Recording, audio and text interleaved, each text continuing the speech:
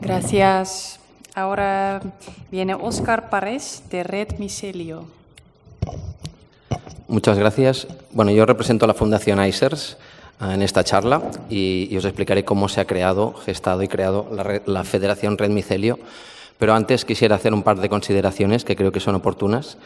Una es que en cualquier conversación sobre el renacimiento psicodélico, si obviamos el rol que juega la guerra contra las drogas, es que probablemente no estamos bien informados o tenemos algún interés oculto que hace que se perpetúe este sistema prohibicionista, ¿no? Entonces, queremos la libertad para todos, no solo para la gente que utiliza psicodélicos.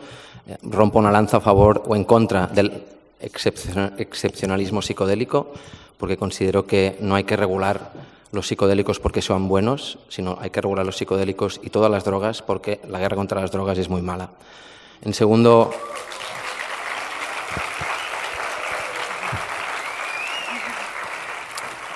lugar, y muy relacionado con la presentación que voy a hacer hoy, creo que es importante recordar el privilegio que tenemos de poder hacer un encuentro como este, de poder presentar proyectos como estos, y en gran parte este privilegio se debe a que ha habido unos pioneros, personas que estaban antes que nosotros en momentos de mucho más oscurantismo, donde arriesgaron mucho, de forma muy comprometida, abrieron un camino para que todas estas generaciones que venimos detrás lo tuviéramos más fácil. Entonces, ser consciente de este privilegio creo que nos exige seguir trabajando de una forma comprometida, preservando su memoria, su legado. Algunas de estas personas ya no están y creo que cada uno de nosotros debe tener a alguien, ¿no?, que en su momento le abrió este camino.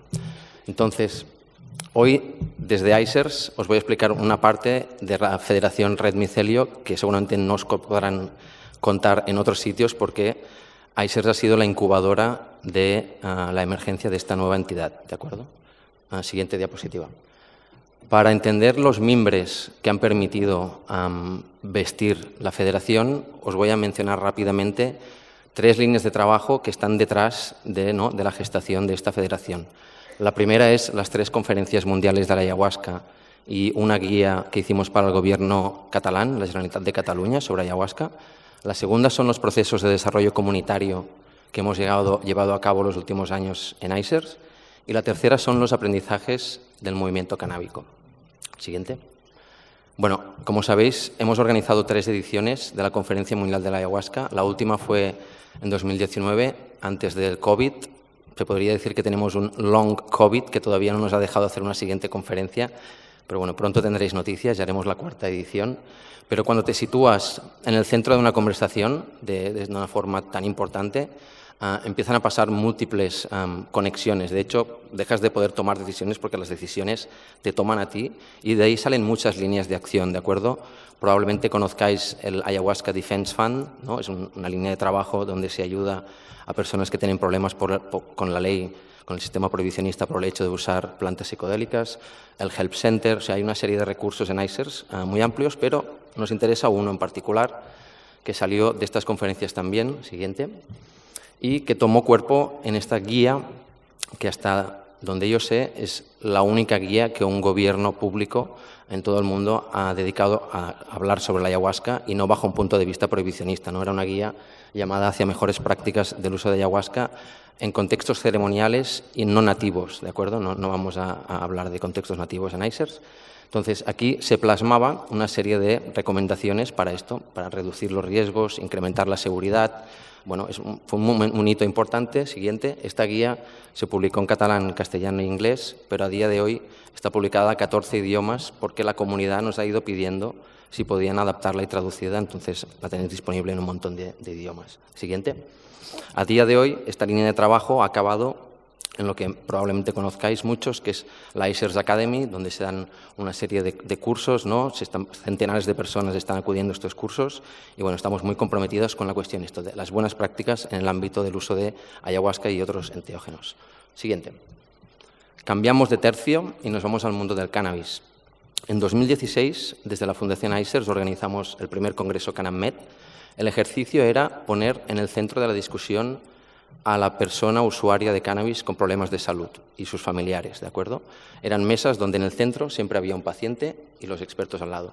Tenéis ahí a Fernando Caudevilla, sospechosos habituales que nos acompañaron, cómplices de mucho tiempo. Pero bueno, fue un evento muy interesante porque de repente personas sin voz, sin cara, se podían encontrar. Siguiente.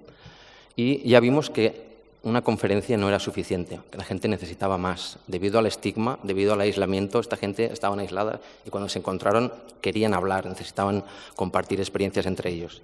Empezamos un año, aquí tenéis a Marc Echalá, José Carlos Bouso, empezamos a sostener un proceso de desarrollo comunitario, es decir, a dar un espacio con un acompañamiento técnico bajo una metodología de las ciencias sociales para, con un grupo de personas que comparten un problema, tratar de generar una solución desde dentro de la propia comunidad. Siguiente. Esto culminó en 2017 en la creación de la Unión de Pacientes por la Regulación del Cannabis. Siguiente. Una entidad que ha hecho muchas cosas, pero entre otras, 2 años más tarde, la presidenta, Queralt Pubill, estaba en el Congreso de los Diputados junto a Carola, Manuel Guzmán y un senador hablando y defendiendo los derechos de las personas que usan cannabis por problemas de salud. Siguiente. Pero estos pacientes, una vez te implicas con ellos, no puedes dejarlos solos y nos decían, nosotros queremos que los profesionales de la salud también estén en nuestro barco, ¿no? Y ahí hicimos los 2 siguientes congresos CanAmMed, uno en el Colegio de Médicos y el otro en el Colegio de Farmacéuticos de Barcelona para implicar a la comunidad del ámbito de la salud. Siguiente. Y con algunos pocos valientes, 2 de ellos están en esta sala, Tre y Mary, además mujeres, ¿no?, muy valientes, que en toda esta guerra contra las drogas las mujeres y los menores son de los más precarizados. Estuvimos trabajando, aplicando esta receta, ¿no?, la misma que con los pacientes. Siguiente. Y esto resultó en la creación de la Sociedad de Endocannabinoología Clínica. ¿De acuerdo? Siguiente. Por último, el movimiento canábico. Aquí tenemos una foto. Hay 4 o 5 personas que están en esta foto del Congreso de los Diputados hoy en esta sala. El movimiento canábico en el Estado español ha iluminado la conversación de la legalización, ha inspirado a muchos sitios. Los clubes canábicos, en 20 años, se ha pasado de un club canábico a unos 3.000 o 4.000 clubes canábicos. Esto es una transformación social que no ha ido acompañada de una transformación política, pero ha sido un laboratorio de ensayo de cómo la sociedad civil se organiza ante una opresión, cómo se generan estrategias de resistencia. Han habido 3 leyes autonómicas, 45 regulaciones municipales, plataformas. O sea, había una cantidad de ensayos de cómo revertimos esta situación, de la cual ICERS ha podido formar parte, que nos han servido, siguiente, para la gestación de la Federación Red Micelio. Empezamos este proyecto allá hacia el final del segundo estado de alarma, ahí en la pandemia. El estado de alarma fue una gran conmoción para todos los grupos que organizaban ceremonias de forma colectiva, pues porque no nos podíamos reunir y esto fue un impacto enorme, una disrupción. Entonces, desde ICERS, con toda esta comunidad que venimos acompañando, gente que lleva 10, 20, 30 años haciendo ceremonias, sosteniendo esta escena, antes de que esto se renaciera, ellos ya estaban aquí. Empezamos a dar el mismo apoyo técnico que habíamos dado anteriormente a este grupo, reflexionando sobre cómo tener estrategias para salir de estas situaciones tan complejas en ese momento. Y básicamente una metodología donde nos reunimos, hicimos un diagnóstico, cuál es la situación que nos está pasando, qué objetivos tenemos en relación a esta situación, qué acciones podemos hacer para solir estos objetivos y hicimos una evaluación y cierre. Esto nos llevó a crear una federación, o sea, la solución a cómo ser más resilientes ante estas amenazas y adversidades fue constituir una federación. Como sabéis, una federación agrupa asociaciones. Se entregó los papeles a final del trimestre del 22. Es una federación de asociaciones que trabajan con enteógenos. ¿De acuerdo? La definición es muy laxa porque trabajar con enteógenos es una cosa muy amplia. Estudiar con enteógenos, divulgar enteógenos, dar enteógenos, cultivar enteógenos. O sea, es un abanico. La pretensión es de ser muy inclusivos, ¿de acuerdo? Pero sobre todo de proteger a los más vulnerables. Hay gente que está en riesgo de ir a la cárcel por hacer el trabajo que hace, ¿no? O sea, también tiene prioridades la federación. Se aprobaron los estatutos, es decir, en el Estado español hay una federación aprobada para defender los intereses de las asociaciones que trabajan con enteógenos. Más de 70 reuniones a fuego lento se ha cocinado esto, con estas personas que realmente tenían un conocimiento privilegiado de toda esta escena. Es verdad que es gente que viene más del mundo de la ayahuasca y que ahora hay una gran oleada de gente que trabaja con psilocibina, pero de alguna forma queremos conectar también todos estos mundos. Y en octubre de este año, por fin, bueno, se iba a presentar en Madrid hace un año, pero hace un año recordaréis que había la muerte de Nacho Vidal, un youtuber haciendo vídeos en el Daime contra ICERS, contra Ayahuasca Internacional, la muerte de Alberto Varela. O sea, había una cantidad de amenazas a la situación que pensamos que era mejor retrasar la presentación y se presentó online en octubre, el 6 de noviembre en Madrid y el jueves que viene se presenta en Barcelona. Siguiente. Entonces ya entramos a qué es FERM, ¿vale? Muy rápidamente. Esto lo tenéis a la web, la tenéis ahí arriba, entonces como me quedan 5 minutos igual tampoco me extiendo, pero os la voy a diseccionar en 3 partes. Una, ¿qué es FERM? Por favor. Básicamente una iniciativa para defender las comunidades, las buenas prácticas y la autorregulación, defender la libertad de conciencia. Siguiente. Un espacio de diálogo, encuentro y autorregulación, de intercambio de buenas prácticas, ¿de acuerdo? Y queremos luchar para un enfoque responsable, informado, respetuoso y compasivo sobre el uso de enteógenos, promoviendo políticas justas y el fin del estigma, ¿no? Volviendo un poco al inicio de mi presentación, tenemos que hablar de la guerra contra las drogas. Siguiente. Queremos preservar los conocimientos y las prácticas tradicionales dentro de un marco ético, promover la libertad de conciencia, bienestar individual y comunitario y fortalecer la representación, la voz de estas organizaciones. Siguiente. El código ético, lo tenéis colgado en la web también. Es un código ético de 31 artículos que tiene 3 apartados, porque hay toda una serie de premisas para las personas que guían ceremonias, otra para los que participan y otras a la colectividad. Y está inspirado en como mínimo en 7 textos de referencia, que bueno, la plataforma, ¿no? Una entidad decana de lo que estamos haciendo, lo que pasa es que limitada a la ayahuasca, la FERM FERM es el acrónimo de Federación de Micelio, tiene una pretensión más inclusiva que la plataforma, pero son los históricos, el manual de Chacruna sobre el tema de los abusos sexuales, la guía de la Generalitat, los criterios de la Ayahuasca Defense Fund, el Code of Conduct de LIAM, ahora os hablaré de LIAM también, y el código ético del Partido de Terapias Naturales, que es un partido político a nivel estatal.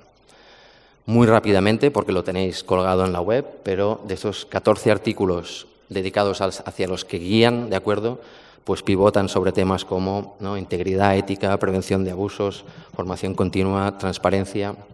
Siguiente.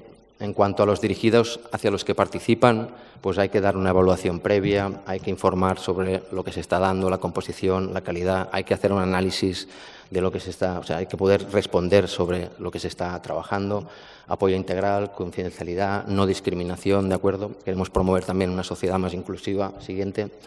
Y lo último, hacia la colectividad, que básicamente es el mundo indígena y la cuestión de la sostenibilidad. Siguiente.